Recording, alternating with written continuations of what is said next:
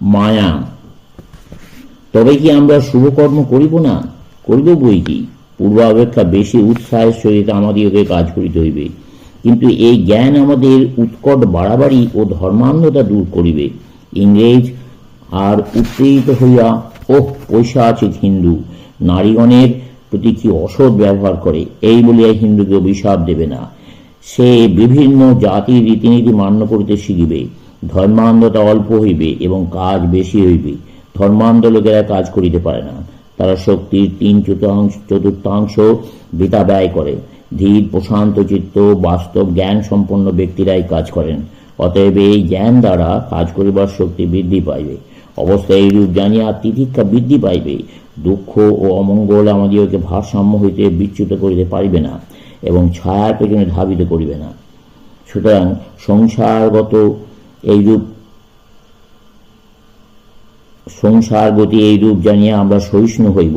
ধরা যাক সকল মানুষই দোষশূন্য হইবে, তারপর পশুকুল ক্রমে মানবত্ব প্রাপ্ত হইবে এবং পূর্ববৎ সব অবস্থার মধ্য দিয়ে অগ্রসর হইতে থাকিবে। উদ্ভিদদিগের গতি এইরূপ, কিন্তু কেবল একটা জিনিস সুনিশ্চিত, এই মহতী নদী সমুদ্রাভিমুখে প্রবল বেগে প্রবাহিত হইতেছে। উহার জলবিন্দুগুলির প্রত্যেকটি অনন্ত বারিধিবক্ষে বিলীন হইবে। অতএব সমস্ত দুঃখ, ক্লেশ, আনন্দ, হাস্য, ক্রন্দনের সহিত জীবন যে সেই অনন্ত সমুদ্র অভিমুখে প্রবল বেগে ধাবিত হইতেছে আর নিশ্চিত। তুমি, আমি, জীব, উদ্ভিদ ও সামান্য জীবাণু পর্যন্ত যে যেখানে রহিয়াছে, সকলেই সেই অনন্ত জীবন সমুদ্রে উপনীত হইবে, মুক্তি বা ঈশ্বর লাভ করিবে। ইহা কেবল সময় সাপেক্ষ। পুনরায় বলিতেছি, বেদান্ত আশাবাদী বা নৈরাশ্যবাদী নহে।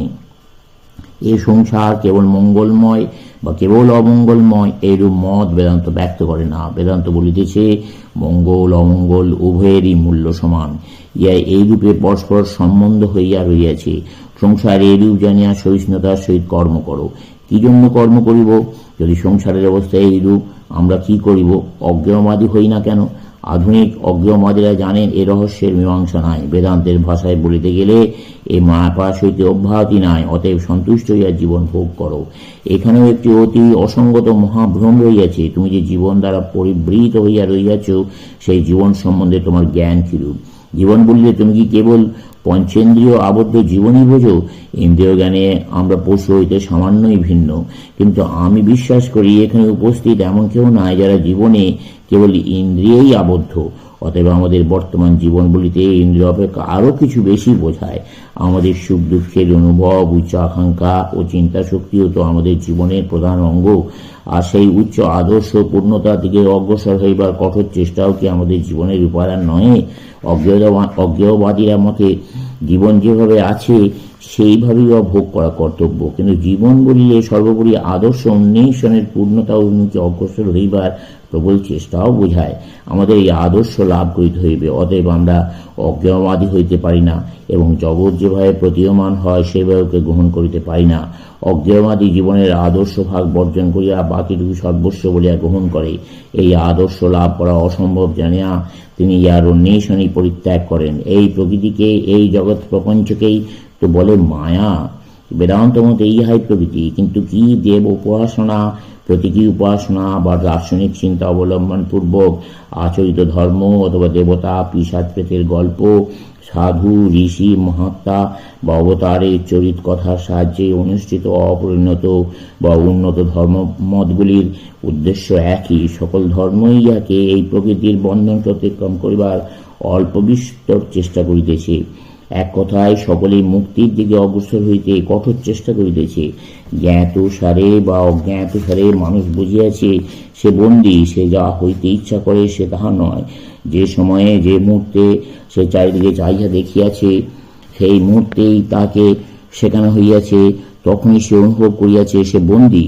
সে আরো বুঝিয়াছে এই সীমা শৃঙ্খলিত হইয়া তাহার অন্তরে কে যেন রহিয়াছেন, যিনি দেহ যেখানে যাইতে পারেন না সেখানে যাইতে চাইতেছেন।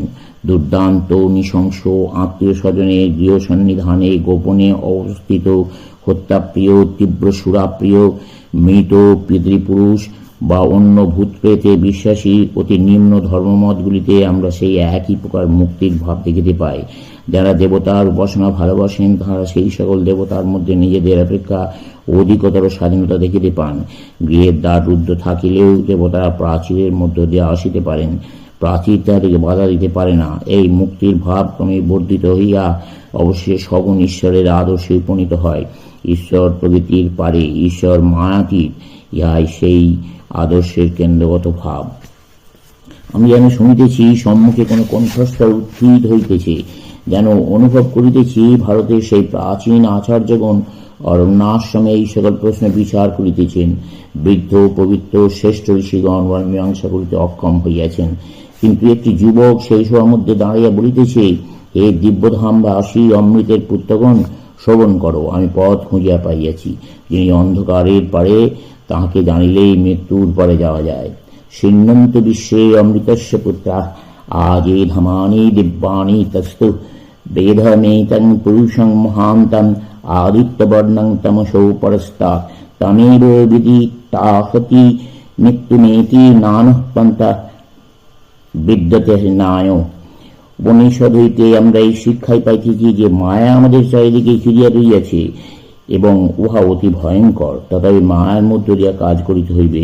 যিনি বলেন এই নদী তীরে বসিয়া থাকি, সমস্ত জল যখন সমুদ্রে চলিয়া যাইবে তখন নদী পার হইব, তিনি যেমন সফল হন। আর যিনি বলেন পৃথিবী পূর্ণ মঙ্গলময় হইলে পর কাজ করিব এবং জীবন উপভোগ করিব, তিনিও সেই রূপ সাফল্য লাভ করিয়া থাকেন।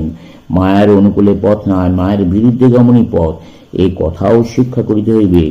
আমরা প্রকৃতির সহায়ক হইয়া জন্মগ্রহণ করি নাই, তার প্রতিযোগী হইয়া জন্মিয়াছি। আমরা বন্ধনের কর্তা হইয়া নিজদিওকে বদ্ধ করিতেছি। এই বাড়ি কোথা হইতে আসিল? প্রকৃতি ইহা দেয় নাই। প্রকৃতি বলিতেছে যাও বনে গিয়া বাস করো। মানব বলিতেছে আমি বাটি নির্মাণ করিব, প্রকৃতির সহিত যুদ্ধ করিব, সে তাহাই করিতেছে। তথাকথিত প্রাকৃতিক নিয়মের সহিত অবিরাম সংগ্রামী মানব জাতির ইতিহাস এবং মানবী অবশেষে জয়ী হয়। অন্তর্জগতে আসিয়া দেখো, সেখানেও সে সংগ্রাম চলিয়াছে। ইয়া পশু মানব আধ্যাত্মিক মানবের সংগ্রাম, আলোক অন্ধকারের সংগ্রাম। মানুষ এখানে বিজেতা। প্রকৃতির মধ্য দিয়া মানুষ আপনার মুক্তির পথ করিয়া লয়। অতএব আমরা দেখিতেছি এই মায়া অতিক্রম করিয়া বৈদান্তিক দার্শনিকগণ এমন কিছু জানিয়াছেন যা মায়াধীন নহে। যদি আমরা সে অবস্থায় উপনীত হইতে পারি, আমরা মায়ার পারে যাইব। ঈশ্বরবাদী সমস্ত ধর্মেরই ইহা সাধারণ সম্পত্তি, কিন্তু বেদান্ত মতে ইহা ধর্মের আরম্ভ মাত্র, শেষ নয়। যিনি বিশ্বের স্রষ্টা ও পাতা, যিনি মায়াধীশ, মায়া বা প্রকৃতির অধীশ্বর বলিয়া উক্ত হইয়াছেন, সেই সগুণ ঈশ্বরের জ্ঞান এই বেদান্ত ভাবের শেষ কথা নহে। এই জ্ঞান ক্রমশ বাড়িতে থাকে। অবশেষে বৈদান্তিক দেখেন যাহাকে বাহিরে বোধ হইয়াছিল তিনি নিজেই সেই। তিনি প্রকৃতপক্ষে অন্তরেই ছিলেন। যিনি সীমার মধ্যে নিজেকে বদ্ধভাবে মনে করেছিলেন, তিনি সেই মুক্ত স্বরূপ। সমাপ্ত।